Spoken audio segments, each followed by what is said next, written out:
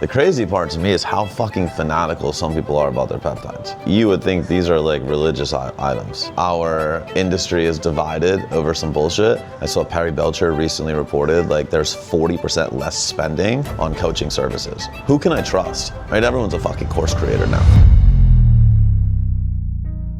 All right, what's going on, guys? Jason Phillips back here on YouTube. I recently took a break from all social media for a little over a month.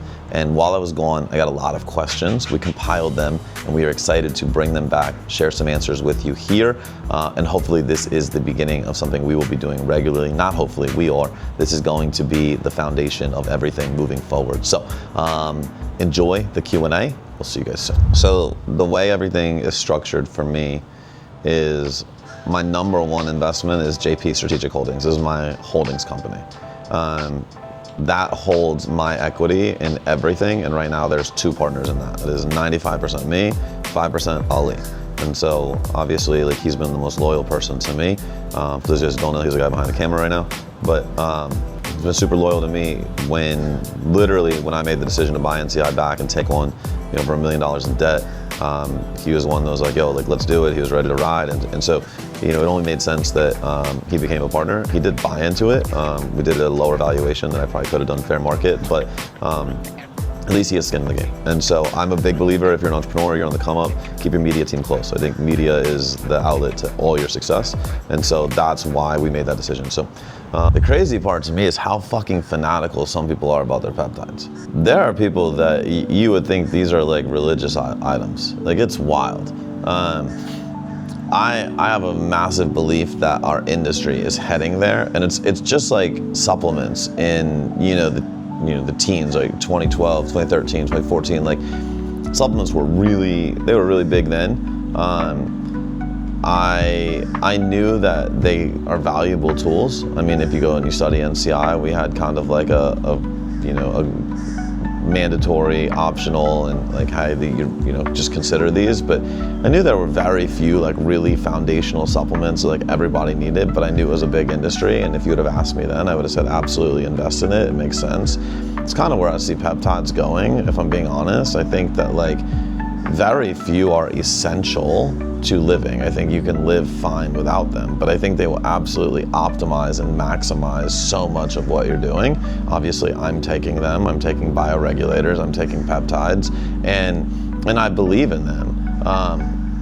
But it's just been crazy to see the divide between like, oh, like everybody should be on peptides, and then there's the people that are, clearly not using peptides, and they want you to know they're not using peptides, and they're like, oh, well, you got to have your foundations of health and fitness first. It's like, why are those mutually exclusive? Like, why can't we as a community come together and say, hey, look, the best way to handle this is to have a proper foundation and understanding of health and fitness before you create a crutch of a peptide.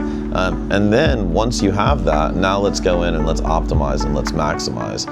I guess it shouldn't be surprising, the more that I'm literally verbalizing it right now, that our industry is divided over some bullshit. But as always, our industry has to take polarizing stances, and some people love it, some people hate it. The longer I'm in this game, I try to remain neutral. I think that even, owning a company that is primarily pharma grade, right? Well, I won't say primarily, we're all pharma grade, right? Our marketing talks to the efficacy of pharma grade. But if you ask me like the blunt, honest truth, like, is research awful? I don't think it is. I think that the reason research chemicals are vilified, and the reason that they can, and at times are, very dangerous, is the testing. You don't know what you actually have because there's no guaranteed third-party testing. Whereas like with pharma grade, it's guaranteed, right? It's compounded on the spot for an individual for a specific use at a specific time. And so I think that's really where like this gray area is, but I'm not a zealot. I'm not gonna sit here and say like, oh, my pharma grade is so much better than your research. Like, at the end of the day, 10 milligrams of Retta is 10 milligrams of Retta if they're compounded the exact same in the same source, one under the provisions of pharma, one under the provisions of research. Like, the product will be the same. The question is, do you know it's the same? And are you willing to spend a little bit of extra money to ensure that it is what it says it is? The way that I operate, I'll always spend that little bit of extra money. But I also understand not everybody has the disposable income or has that same desire, and that's okay. So every company is built on the solution. IHN, the problem we're solving is not going to change. I think it's just going to evolve. I think when we conceptualized IHN, it was very simple. It was coaches are losing to the medical space, and that's undeniable. We're mid 2026 right now. 2025 felt like a down year for the coaching industry.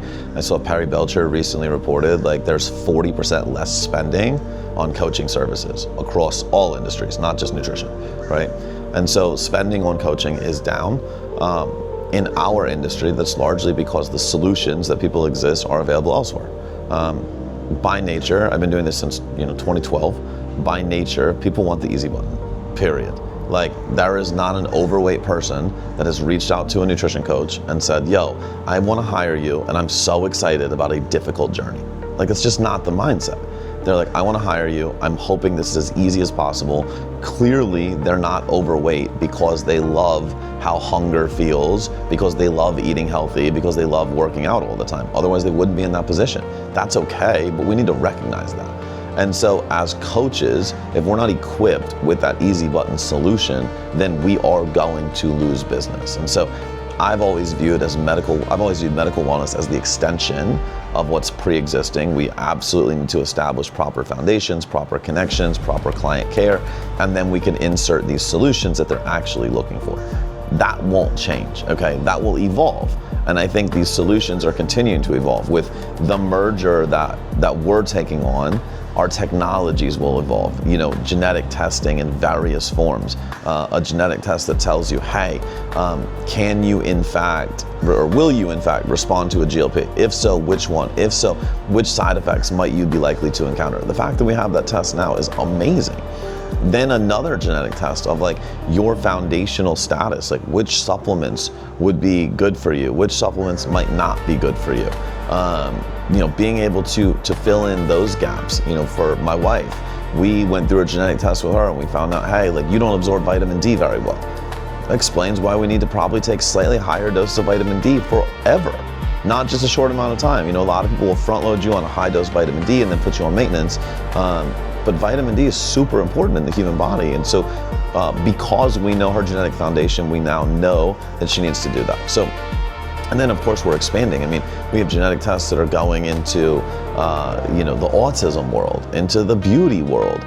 We've got a monthly blood service. And I think that all of these things are in line with the customer journey of what coaches will experience in a world of medical wellness. And it's cool to be creating those tools. So that's how I see IHN evolving, not really changing the problem you're solving, but just equipping people better. Nutrition coaches don't know what's next.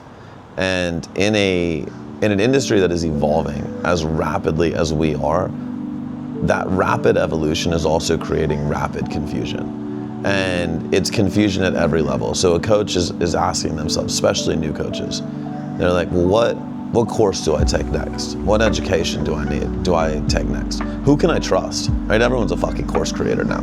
So who can I actually trust? What payment gateway do I need? Like, which one's gonna be good for me? Not just today, but long term. Which AI tools should I be using? If I want to use supplements, which program has a good affiliate program? Which one has a trusted affiliate program? Which one actually pays out? Where is the industry headed? Which business coaches can I actually trust? There's a million of them. And so there is no independent platform that is not built to monetize you through selling that is actually a source of truth and direction in the nutritional space. And so as we relaunch NCI, that's what that is going to be. It is going to be the central hub of all things nutrition coaching and nutrition careers. All right, guys, thank you for watching. I hope you enjoyed a little bit of insight as to what's happening in the world of IHN, in the world of NCI, in my life. And obviously, if you enjoyed this, just give us a like, give us a follow, subscribe, whatever.